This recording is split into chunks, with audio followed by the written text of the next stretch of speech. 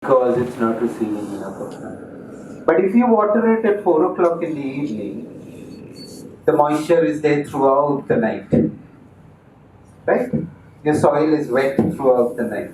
So what happens is by morning, every tiny leaf that is there on your plant is with the excess supply of water and ready. Once the sun hits, photosynthesis starts. So you can understand how energetic your plant will be when it is done. Peak summers, you do it at 4 o'clock in the evening, then again do it in the morning again. Peak summers for your leaf. Right? Clear about it? And always remember, the smaller the leaf, more the water the plant requires. The bigger the leaf, the lesser the water it requires.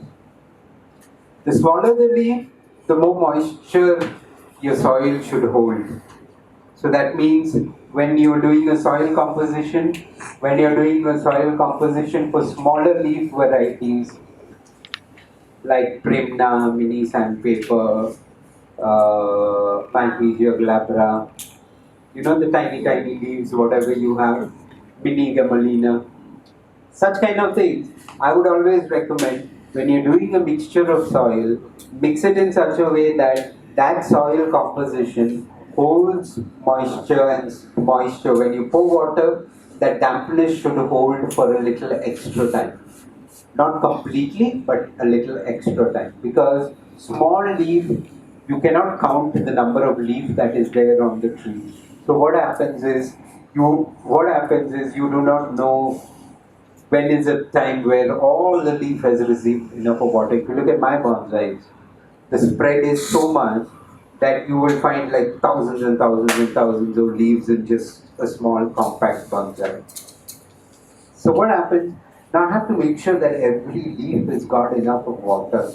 So your combination of soil for smaller leaf varieties should be higher moistures for smaller leaf, lower moisture for bigger leaf. Yeah. So what is the things that, like if you look at a soil composition, usual basic bonsai soil composition, it is like soil, it's manure, river sand. Do you all use all this? Yes. Then you can use leaf mold. Then I use neem flakes.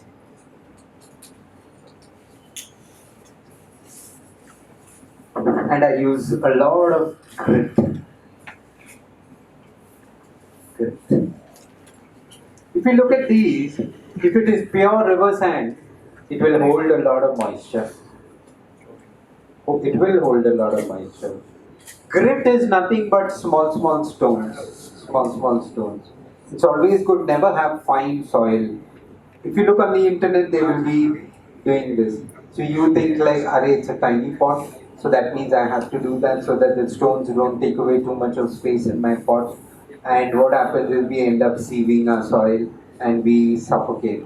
So what happens is now, when you sieve your soil and use that soil, what happens now? This is your pot. This is your pot. You have potted your plant. You have potted your plant. Now every day you are pouring water for your plant. Every day you are pouring water. Dire dire, what will happen is this level will come to this level. The soil will keep getting compressed. Once the soil comes to this level, your plant will start turning yellow. Your plant will start showing suffocation. Your plant will start showing ill health. You understand? It's the reason is because the roots inside are getting suffocated. They're getting suffocated. So it is always good to have stones over there. Always keep stones. Don't keep big stones. Keep eat ka tukda. For people like you all who have such harsh summers, break your bricks and use them because that will hold moisture. That will hold a lot of moisture. Use that because it's very helpful. So if you look at my soil composition, if it is one portion I mean is, suppose I take a glass, okay? if I take 1 glass of soil, I'll put 2 glasses of manure. I'll put I'll put 1 glass of sand. If it is a big leaf variety, I'll put 1 glass. If it is a small leaf variety, I'll put 2 glasses. Clear? Because I'm increasing moisture levels. Leaf mold, I'll put 1 if it is big, 2 if it is small leaf variety. Leaf flakes, your will and wish. Just put as much as you want because it's just to protect your soil from insects. It releases that bitterness into your soil. Apart from that, nothing else it does. But it's good to use for your plants. Those of you who cannot find neem flake, collect some neem patte, dry it up and just make it like a powdery form and use it in your soil. So it's a good way of reducing it. And then you have your growth. My manure will usually not be just buffalo manure or just goat manure. It will be like one portion will be like buffalo manure and one portion will be like goat manure. I don't use two of the same. I'll mix two different over. Yeah? Any doubts? Anything else you want to know about feeding and soil? Even if it's the simplest doubt, just ask me. Every week we have to feed with NPK. Yeah, it's always good. It's always good. But for a finished bonsai, do it once in 15 days. But for materials, always it is something that you're going to make it into a bonsai. So the faster you do it, the more feed you keep giving it, it means the more energy your plant is having. So that means it grows faster. I've made bonsai in 1 year. Small bonsai. They look very beautiful. It's because of the feed. And if you do a bonsai in a bonsai pot, you are only wasting so much of time. Because if the plant's growth is 100%, and that same plant you take it and you put it into a bonsai pot to start a bonsai, the growth of that plant is gone down by 80%. So you can imagine, by the time you want another branch to come, it will come like after 2 months. Clear? But if you put the same thing, so always when I go to people, I always tell them, make your bonsais in training bags or training pots, something that is deep, not ceramic. Use your garden, you have these nursery babies, use the nursery bags, or you can use, try not to use ceramic, but use any other material to grow. Let 80% or 90% of your bonsai finish in that, then you shift it into a bonsai pot.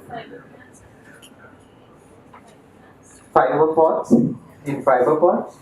I don't know, I never tried it out in fiber pots, but you can try. And if you're making small bonsai, so what you do is you put that material into small pots like that, and that pot you put it onto a bigger pot with soil. So what happens from this pot, roots will go into that pot.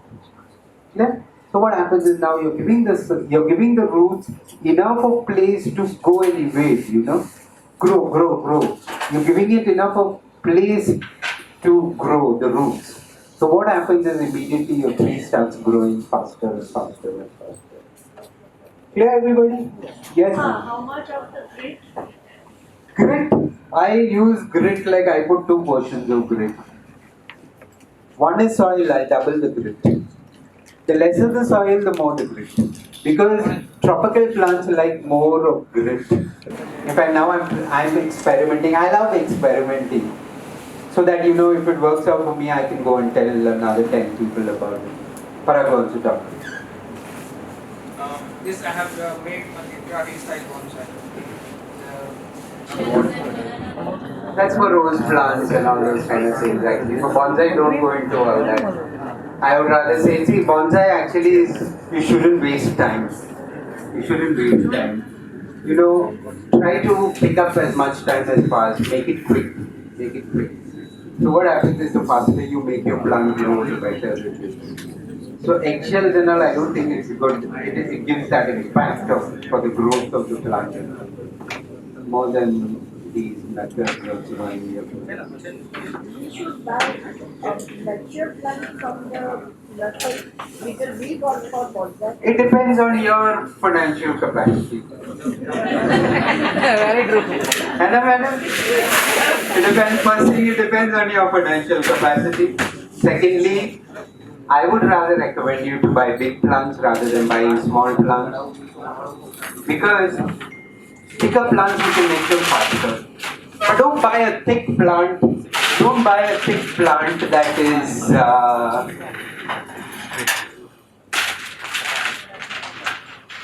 See, when you want to buy thick materials, mature materials, that's what you call them as mature materials. So when you want to buy mature materials, you just have to follow the simple things that I've told you. Look at that material, okay? Look at the material in the nursery. See if it has got good movement. See if it has got good movement. And the first thing you have to see is, after you seeing the movement of the tree, just see whether the outer curves have branches. The outer curves have branches. If the outer curves have branches, you're saving a lot of your material. But if the outer curves don't have branches, you're going to end up buying a plant like that way and you're going to end up chopping it and then doing it again. Clear? So make sure that there is. And the bottom portion, the Nebari portion, you know what Nebari is, right? The Nebari portion, the spread, it should look more like a miniature tree. A miniature tree. If you get that feeling the moment you look at it, is this making the noise?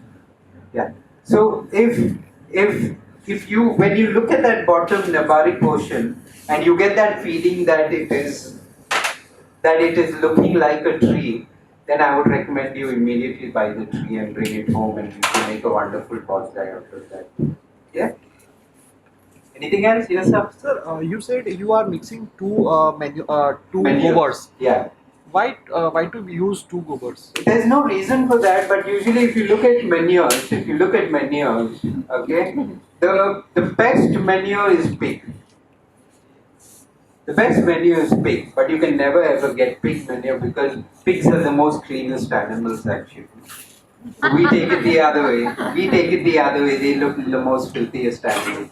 The reason why they call the most cleanest animals is because once you put them back inside their room, they never spoil their room. But once you open the doors, they go and spoil everywhere. Clear about it? But then it's very nutritious manure the pigs have. So the next one after that is the horse. Okay? Don't go hunting for all this. Okay? And then the next one is like the cow or the buffalo. No, the goat. The goat. And then it's the cow or the buffalo. The cow or the buffalo. So what I do is, sir, I just use a combination of both. Can you describe the mixing of this all or two manure? How many It's content? nothing. Like if you mix in your regular soil composition, if you're mixing two portions of it, one portion you put goat, one portion Equally. you put, equal. Just put it. If you want, you can use only goat. Your will and wish. Your will. Otherwise, if you want, use 1.5 goat and half cow. It all depends upon your interest. Always try to experiment. When you try to experiment automatically, like it will work out better. Sir, sometimes goat manure, it is put directly also on the pots to give you warmth and nutrition to the plants, It helps. especially during winters. It helps, man. It helps.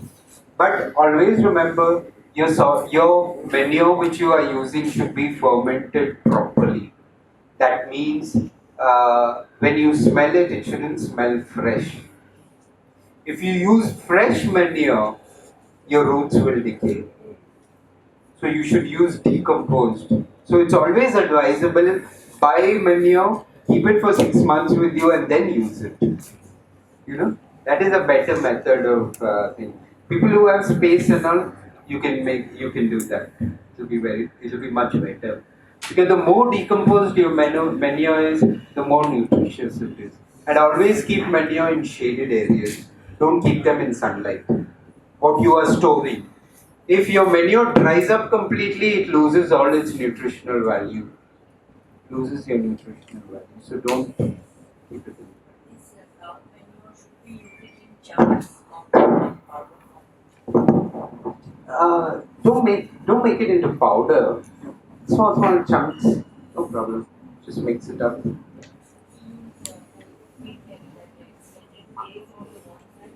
We all use it in Ahmedabad because of your heat, cocoa peat.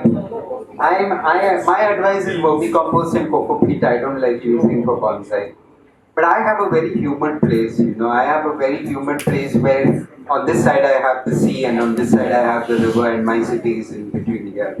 So what happens is I've just pruned my plants and I've come here. 20 days I was in Bombay. Then I went home.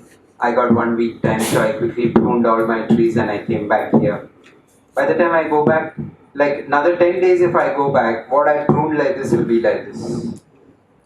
So what happens is the growth is so quick because of the humidity. So plants need humidity.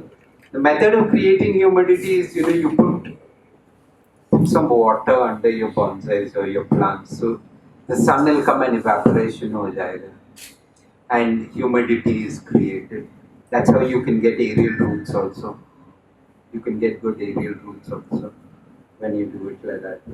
Every time we have to make the new soil, bonsai soil. Whenever you're doing a repotting, you have to make it number. We can keep it. Don't keep it. Don't mix and keep. When you need it, mix it. When you need it, mix it is very advisable. Don't mix and keep. But if you have a shaded area, I think you can mix and keep. It won't cause any problem for you. Pot okay.